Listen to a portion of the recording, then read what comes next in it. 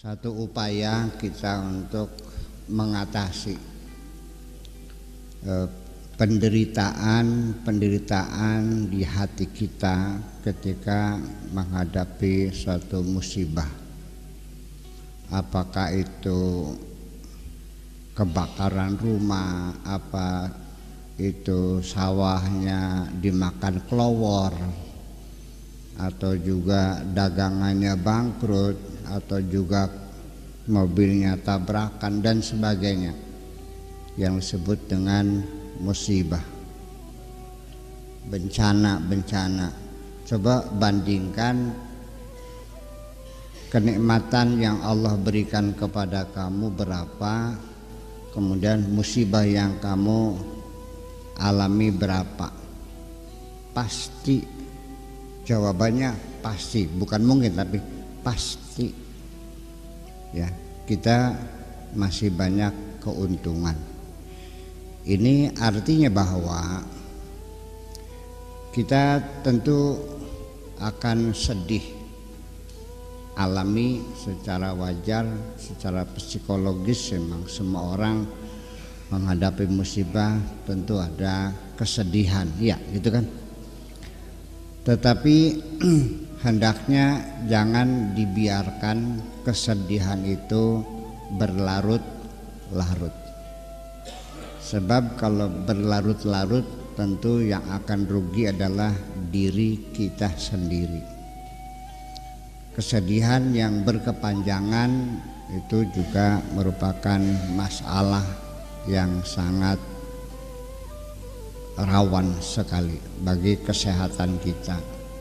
Bisa patah semangat, bisa putus asa, bisa gantung diri, bisa potong kompas, ya kan gitu.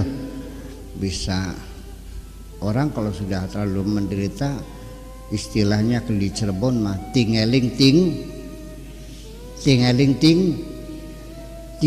dampun, tingeling ting dampun. Apa bener baik kan gitu kalau sudah kepepet begitu. Jadi sebelum kita lepas kontrol karena kepanikan kita menghadapi kesulitan, cobalah kita hitung kembali nikmat-nikmat Allah yang ada pada diri kita ini. Ternyata masih terlalu banyak. Makanya saya ingin menasihati orang yang sedang sedih, meratap, berkeluh kesah. Akan saya katakan bahwa sudahlah, hapuslah kesedihan itu, sembunyikan saja air matamu, ya, tidak usah bersedih hati karena masih terlalu banyak nikmat Allah yang patut kita syukuri. Betul nggak? Artinya satu musibah itu hanya sebagian kecil. Kita belum kehilangan segala-galanya. Mobil ya tabrakan, mata kamu masih utuh nggak? Tangannya masih utuh kan? Kaki masih utuh kan? Rumah masih ada kan? Sawah masih ada kan? Motor masih ada kan? Sok hitung semuanya. Yang hilang itu sebagian kecil. Kenapa kehilangan sebagian kecil? Akhirnya menghilangkan rasa syukur kita kepada Allah atas nikmat-nikmat yang masih berlimpah ruah. Saya kira itu satu metode kita untuk mengatasi rasa sedih di hati kita. Ya, cobalah kita jangan sampai larut dalam kesedihan meratapi sesuatu yang sudah hilang.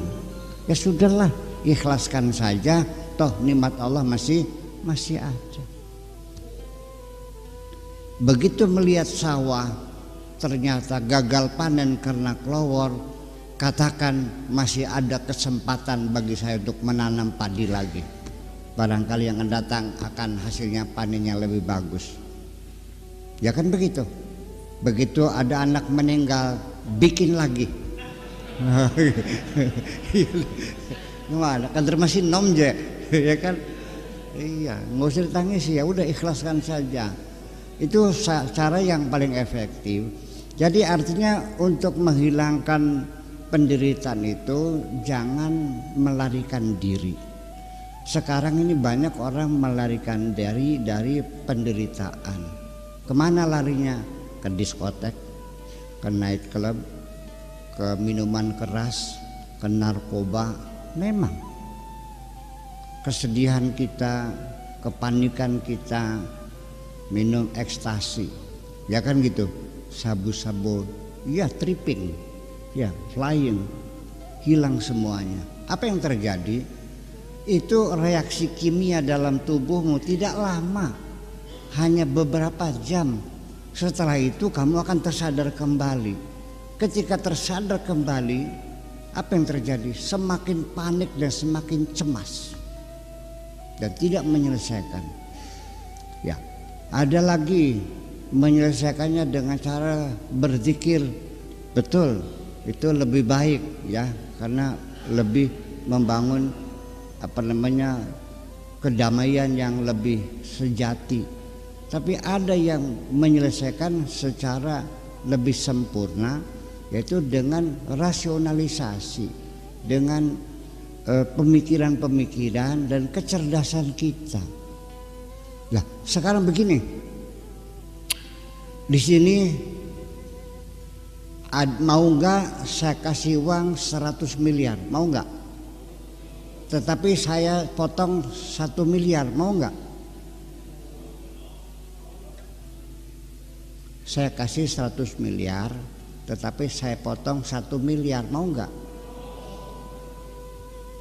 Kalau saya potong 5 miliar, kalau saya potong 99 miliar, masih mau, masih dapat 1 miliar.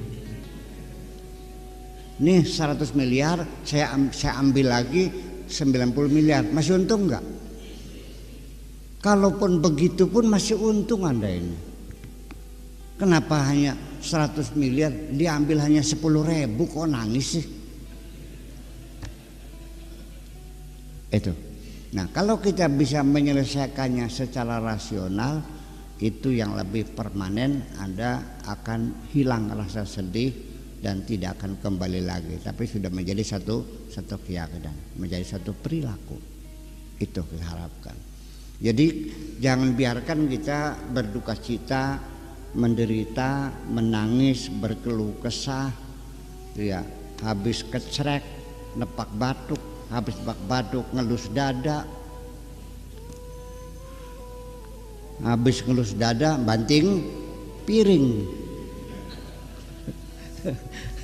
akhirnya ngerusak akhirnya. Nah, ini itu. Jadi komparasi ini penting supaya kita bisa melakukan apresiasi terhadap kenikmatan Allah yang berlimpah ruah ini. Kehilangan sebagian kecil jangan menyebabkan kita berputus asa untuk menjalani kehidupan ini.